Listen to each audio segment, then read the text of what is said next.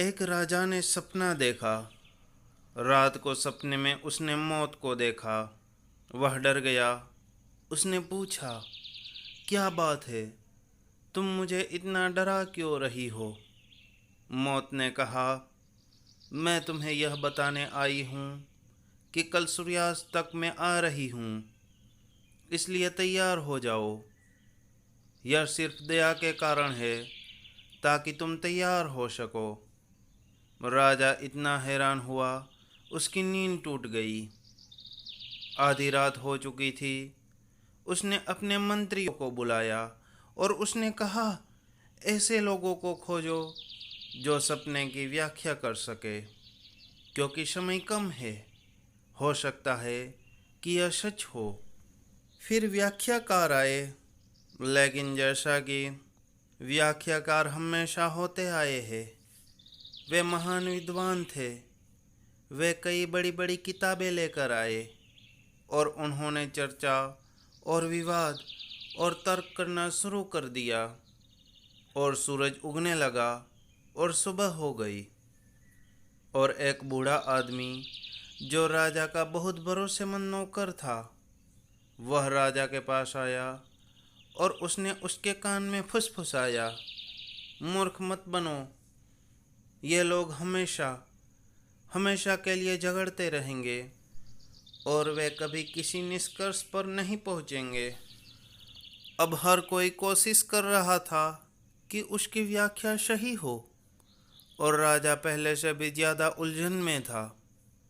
इसलिए उसने बूढ़े आदमी से पूछा, तो मुझे क्या करना चाहिए? उसने कहा, उन्हें अपनी चर्चा जारी रखने दो। वे इतनी जल्दी समाप्त नहीं होने वाले हैं और सूरज डूब जाएगा, क्योंकि एक बार उगने के बाद सूर्यास्त बहुत दूर नहीं है। बल्कि मेरी सलाह मानो और भाग जाओ। कम से कम इस महल से भाग जाओ। कहीं और रहो। शाम तक जहाँ तक संभव हो सके कहीं दूर पहुँच जाओ। तर्क सही लगा। राजा के पास बहुत तेज घोड़ा था, दुनिया का सबसे तेज। वह दौड़ा, वह भाग निकला। उसने सैकड़ों मील पार कर लिए। जब तक वह एक निश्चित शहर में पहुंचा, सूरज बस डूबने ही वाला था। वह बहुत खुश था।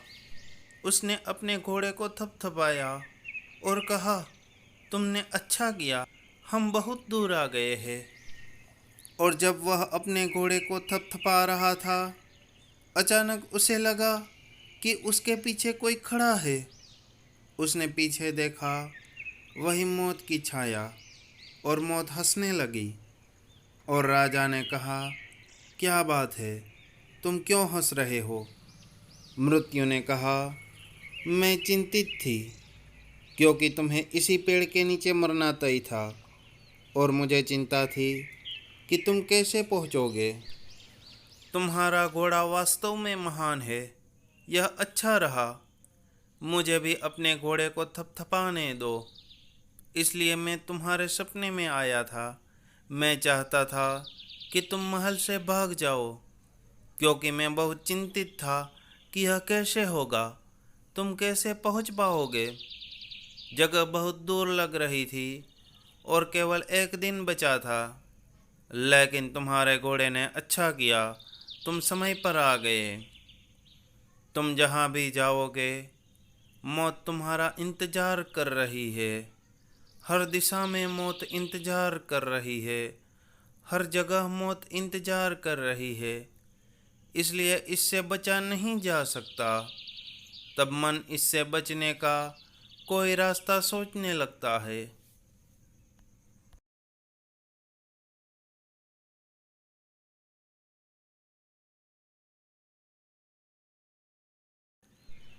जिब्रान के पास एक कहानी है। वह कहता है, एक रात शोर के कारण माँ और बेटी अचानक जाग गई। वे दोनों नींद में चलने वाली थी, और जिस समय पड़ोस में अचानक शोर हुआ, वे दोनों बगीचे में टहल रही थी। वे नींद में चलने वाली थी। यह एक झटका रहा होगा।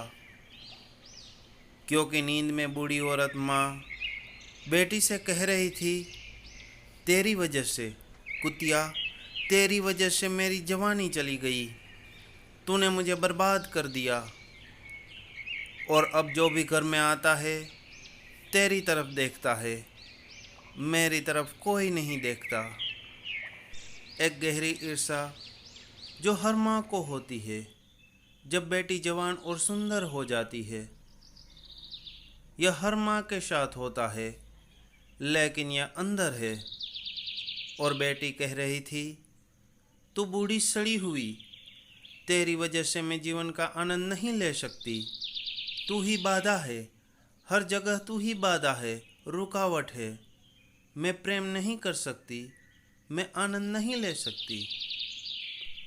और अचानक शोर के कारण वे दोनों जाग गई और बूढ़ी औरत ने कहा, मेरी बच्ची, तुम यहाँ क्या कर रही हो?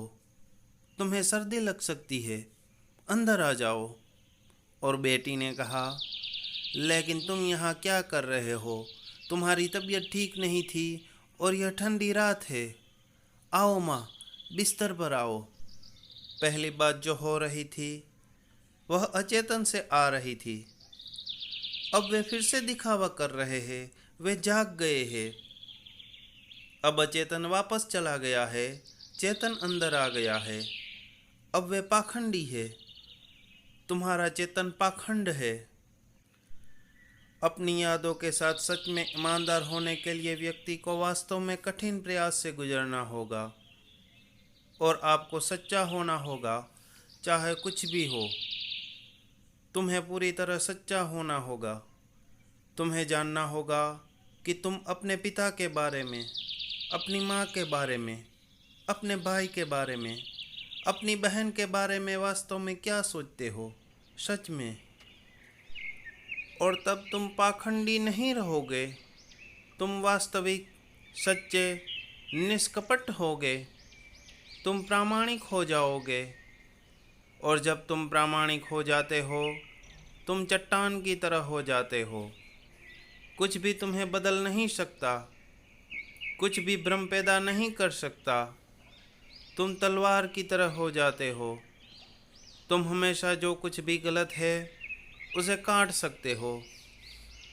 तुम जो कुछ भी सही है उसे गलत से अलग कर सकते हो।